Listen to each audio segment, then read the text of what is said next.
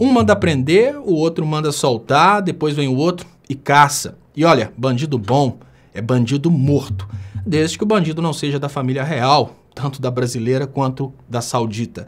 A grande realidade é que toda essa modificação das leis brasileiras, não pelo poder legislativo, mas pela opinião pública pressionando o poder judiciário, ou até mesmo o interesse de alguns ministros e juízes, no sentido de mostrar para a população que eles são os justos, os honestos, os que contemplam os interesses públicos, não vai de encontro àquilo que a gente chama de democracia. A democracia é a ideia de que nós temos um grupo de pessoas que recebem muito bem, são muito prestigiadas e estão lá exatamente para debaterem esses casos. São senadores, são deputados, são vereadores, são eles que produzem as leis. A partir da produção dessas leis, juízes e ministros e desembargadores fazem uma interpretação técnica dessas leis. Isso é o sistema democrático.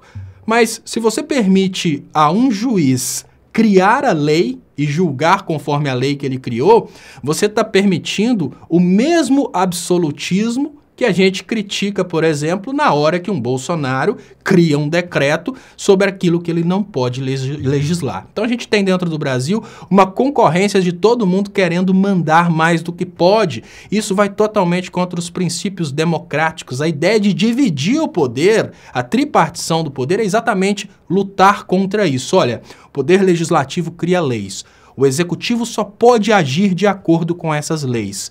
E, se alguma coisa sair fora ali dos entendimentos, o judiciário vai aplicar uma interpretação exata daquela lei que foi criada pelo legislativo e vai dar uma solução. Só que no Brasil a coisa não está funcionando desse jeito. É que ao prender de uma forma ilegal, você prende ao mesmo tempo a lei brasileira, prende ao mesmo tempo a democracia, porque você precisa modificar esses detalhes é na Constituição, é na lei, e não na aplicação de um caso que tomou proporções nacionais. Se você faz isso, você cria insegurança jurídica, as pessoas passam a pensar se a justiça daquele país não é confiável, aquele país não é confiável. E isso acaba refletindo na economia. Casos como o do traficante tomam repercussão nacional, mas nós temos muitas decisões duvidosas em conflitos relacionados a empresas nacionais, empresas internacionais, em conflitos relacionados a operações da Polícia Federal contra empresas nacionais que geraram grande desemprego dentro do Brasil. Primeiro, o poder financeiro controla a imprensa. Como o poder financeiro controla a imprensa, ele consegue controlar as decisões judiciais.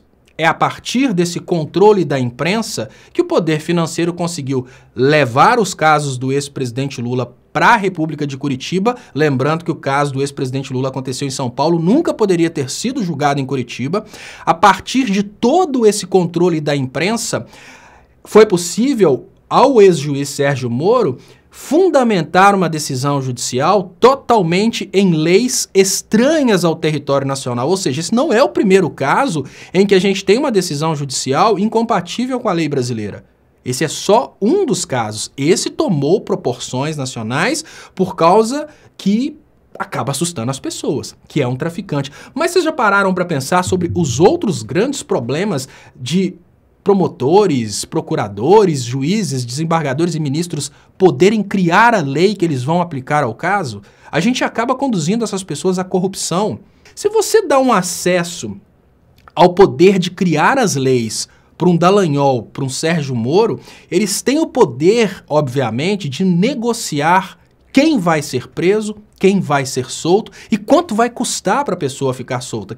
Quem denunciou a Lava Jato como um esquema de venda de sentenças foi o advogado Tacla Duran. Segundo ele, o que o Sérgio Moro e o Dallagnol estavam fazendo, na verdade, era botar medo nos criminosos e negociar as delações. Então, rolava um dinheiro por fora para negociar as delações. Afinal de contas, não ia precisar ali de lei brasileira, eles tinham apoio da opinião pública. No momento em que você consegue dobrar os joelhos dos juízes através da opinião pública, você consegue fazer a imprensa decidir judicialmente os casos. No momento em que o juiz, um promotor, um procurador tem o poder de rasgar a lei para dar uma decisão, ele pode se corromper e vender decisões a respeito de casos polêmicos, né? E para fechar, eu queria te convidar para refletir sobre aquele caso em que um juiz absolveu o possível estuprador daquela blogueira, daquela youtuber.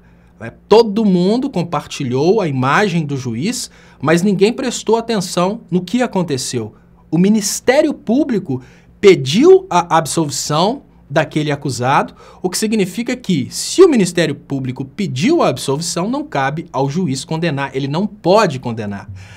Por que a imprensa compartilhou o juiz e até hoje ninguém sabe quem é o membro do Ministério Público que pediu a absolvição? Ou seja, toda essa ignorância sistemática tem permitido à imprensa controlar a opinião pública e forçar a decisão de juízes. Alguns dobram os joelhos, outros não. Mas a grande realidade, o que nós não estamos percebendo é que com esse oba-oba nós estamos conduzindo o Brasil para um momento de cada vez maior insegurança jurídica e um momento de cada vez maior superprotagonismo do Poder Judiciário. Ou seja, é uma outra forma de absolutismo contra a qual não há sequer recurso. Muito obrigado. Esse é o Boletim do Estopa. Se inscreva na TV 247, marque para receber notificações e até mais.